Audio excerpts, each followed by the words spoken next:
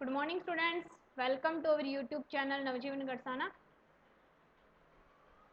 Now we start 8th class 3rd chapter Glimpse of the Past.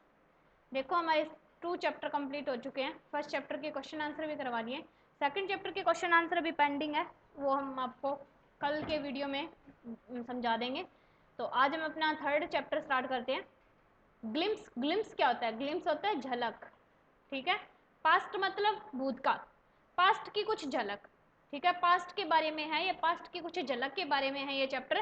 क्या है chapter में? Before you read, पढ़ने से पहले हम पता तो लगाएं चैप्टर है किस चीज के बारे में. Here are some pictorial glimpse of the history. यहाँ पर कुछ पिक्टोरियल मतलब सजीव. ठीक है, पिक्टोरियल मतलब कुछ सजीव ग्लिम्स झलक दी गई है, कुछ सजीव चित्रण किया गया है ऑफ द हिस्ट्री, इतिहास का ऑफ अवर कंट्री, हमारे देश का, फ्रॉम 1757 टू 1857.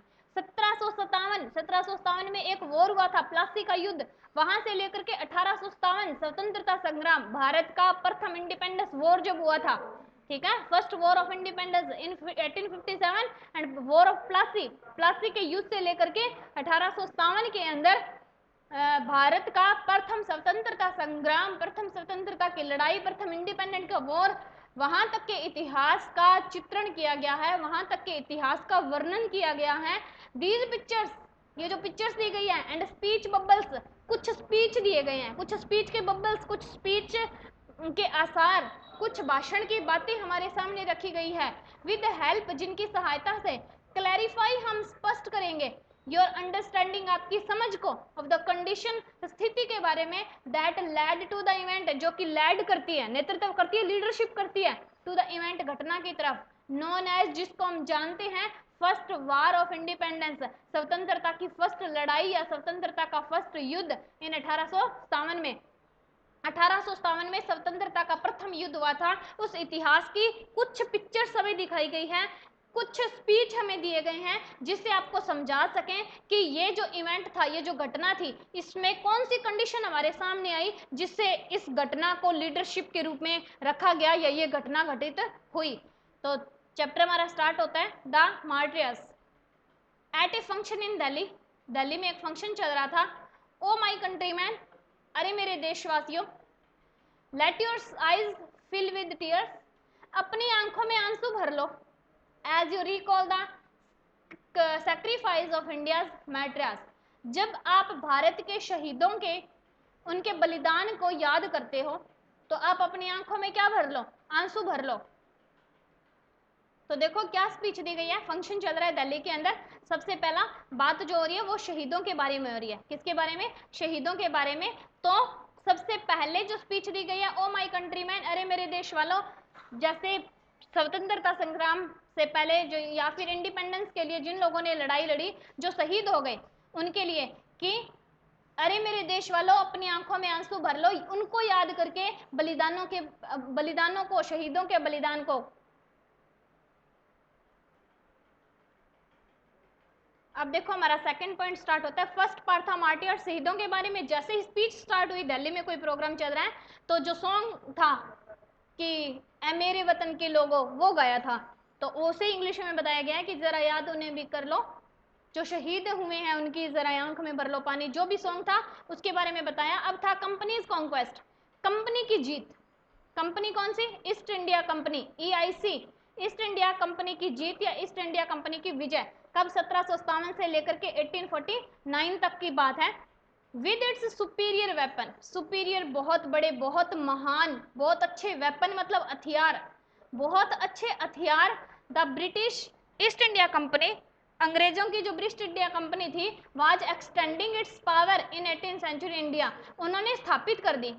एक्सटेंडिंग मतलब स्थापित करना, जमा करना, इट्स पावर, अपनी शक्ति को, 18th सेंचुरी इंडिया, 18वीं शताब्दी के अंदर भारत में, यानी कि अपने हथियारों से भारत के अंदर ब्रिटिश की, अंग्रेजों की जो ईस्ट इंडिया कंपनी थी, उन्होंने अपनी फुल पावर, अच्छी शक्ति स्थापित कर ली.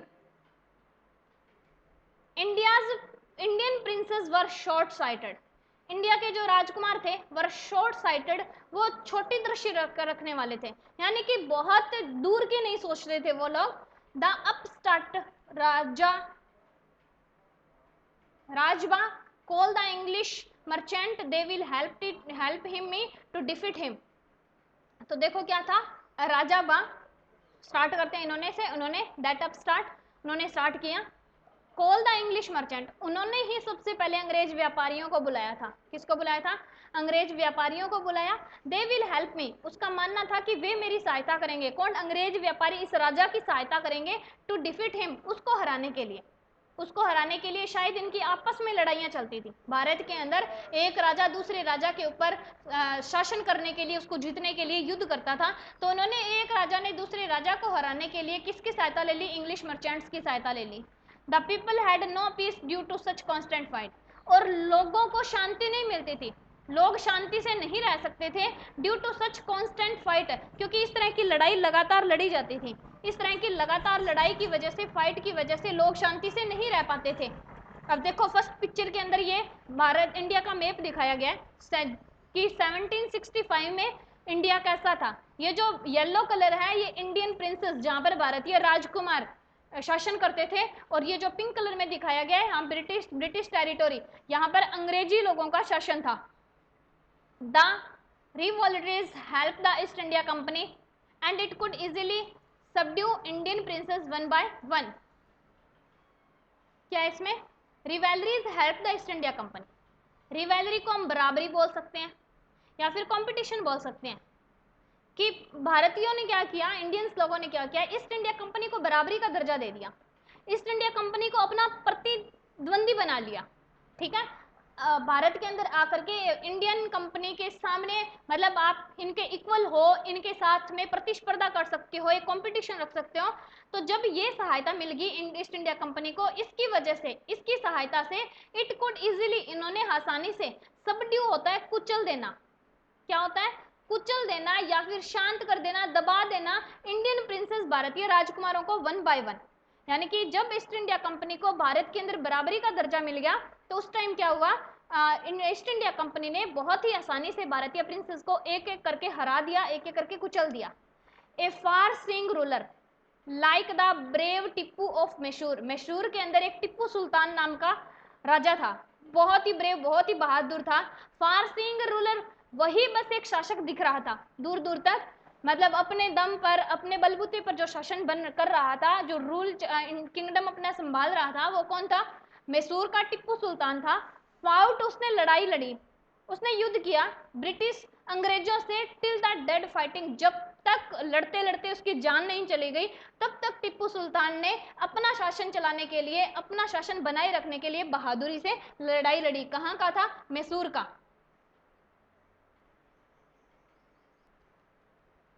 ओके स्टूडेंट्स, आज के लिए बस इतना ही। आगे इसमें क्या हुआ कि मैसूर के टिप्पू सुल्तान ने किस तरह से लड़ाई लड़ी, किस तरह से उन्होंने अपना शासन संभाल कर रखा, और इसके चैप्टर के बारे में जितना भी बचा वो अपने नेक्स्ट वीडियो के अंदर कंप्लीट करेंगे। Thank you.